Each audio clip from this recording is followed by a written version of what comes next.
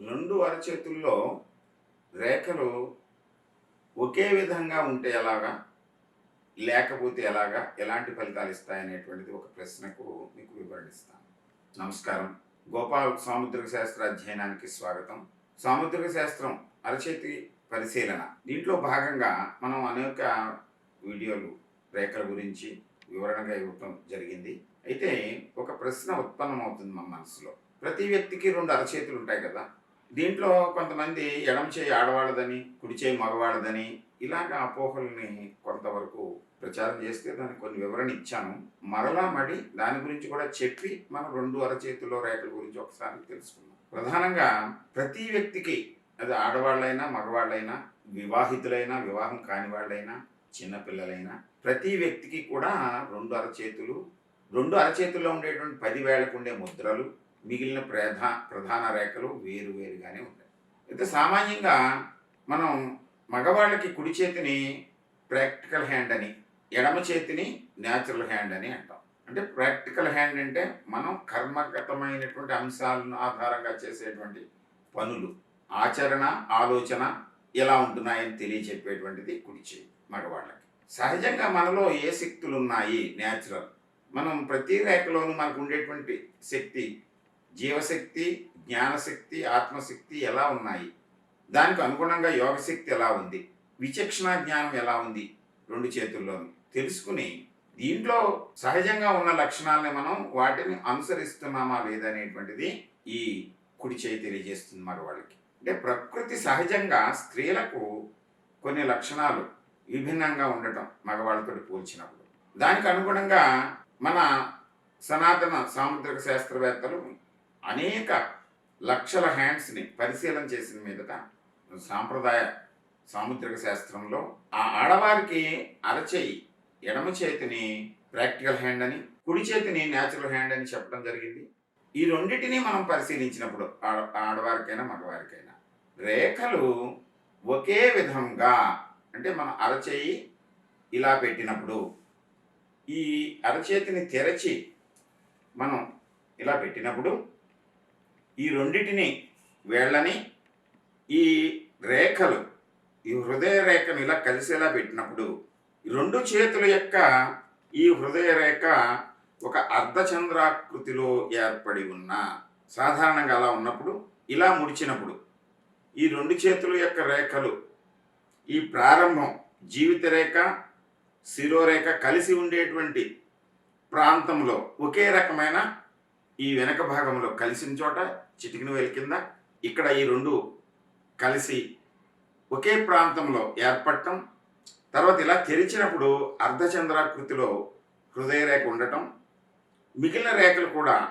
సమానంగా జీవిత రేఖ, శిరోరేఖ, హృదయరేఖ, అదృష్టరేఖలు ఒకే విధంగా ఉన్నట్లయితే అటువంటి వ్యక్తులు స్త్రీలైనా పురుషులైనా వాళ్ళు సహజ సిద్ధంగా ఏ లక్షణాలను కలిగి ఉంటారో, విద్యలో కానీ, శరీరంలో కానీ, మనసులో కానీ, యోగంలో కానీ ఏవైతే కలిగి ఉంటారో వాటిని అనుసరిస్తూ, ఆచరిస్తూ తమ దైనందిన జీవితంలో కార్యక్రమాలన్నింటినీ సజావుగా నిర్వహించుకుంటూ జీవితాన్ని క్రమానుగతమైన అభివృద్ధిని పొందుతూ సంతృప్తితోటి జీవితాన్ని కొనసాగిస్తారు.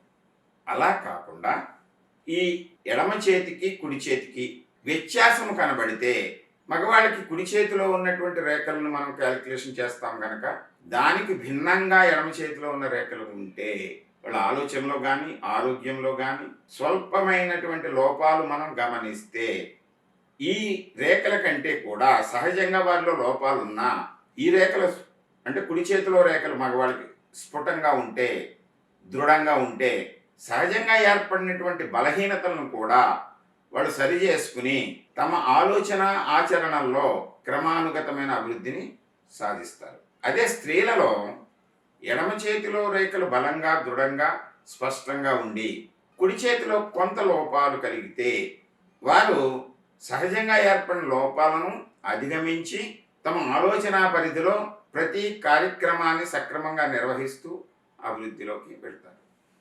అలా కాకుండా కొంతమందిలో మగవాళ్ళలో ఎడమ చేతిలో రేఖలు దృఢంగా ఉంటాయి, కుడి చేతిలో అస్పష్టంగా ఉంటాయి. అటువంటి సందర్భంలో వాళ్ళలో కార్యశీలత తక్కువగా ఉంటుంది.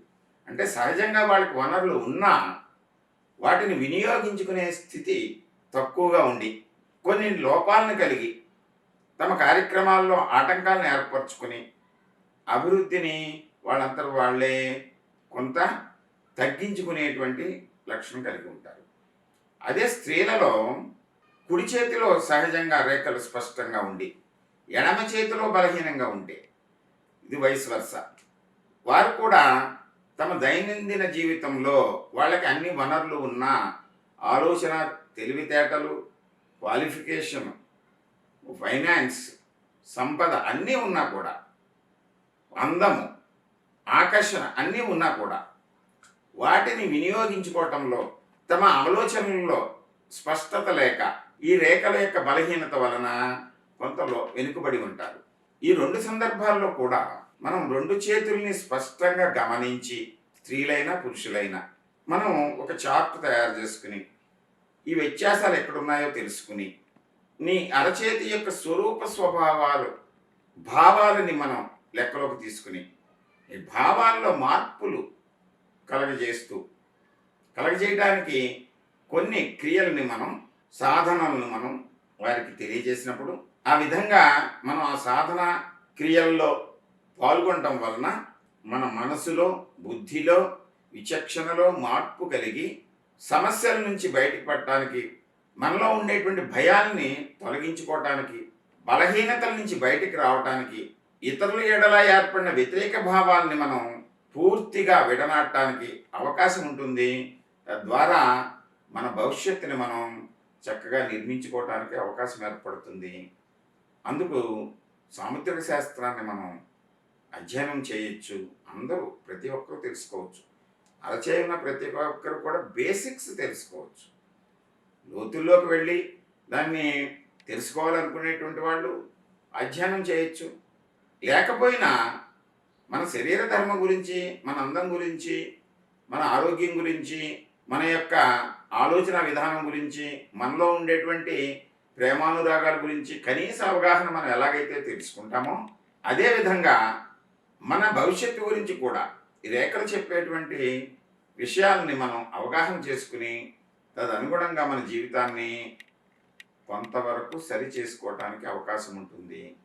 ప్రారంధాన్ని మనం అనుభవించాలి. వర్తమానంలో వాటిని ప్రారబ్ధ వాసనలకు అనుగుణంగా వచ్చినటువంటి కర్మలను అనుసరించాలి. భవిష్యత్తును మనం నిర్మించుకోవాలి. దానికి ఈ సాముద్రిక శాస్త్రం అధ్యయనం చక్కగా ఉపయోగపడుతుంది. అపోహలకు లోను కావద్దు. ఈ రేఖ ఎలా ఉంటే ఎలా అయిపోతుంది, అలా ఉంటే అలా అయిపోతుంది అనేటువంటి వాటిని, ఈ రేఖ ఇలా ఉంది కనుక, ఈ దోషం ఉంది కనుక ఈ దోష నివారణకి నేను ఏదో చేస్తాననేటువంటి చెప్పేవాళ్ళని విశ్వసించకండి. మిమ్మల్ని మీరు మార్చుకోండి అని ఎవరైనా చెప్తే సాముద్రిక శాస్త్ర రీత్యా వారు ఆ లోపాలను గుర్తించి మీకు సలహా ఇస్తే దాన్ని ఖచ్చితంగా పాటించండి. మిమ్మల్ని మీరు సరి చేసుకోండి. సాముద్రిక శాస్త్రాన్ని అధ్యయనం చేయండి. గోపాల్ సాముద్రిక శాస్త్రం సబ్స్క్రైబ్ చేయండి, షేర్ చేయండి, కామెంట్ చేయండి. మీలో ఉండేటువంటి అపోహల్ని తొలగించుకోండి. నమస్కారం.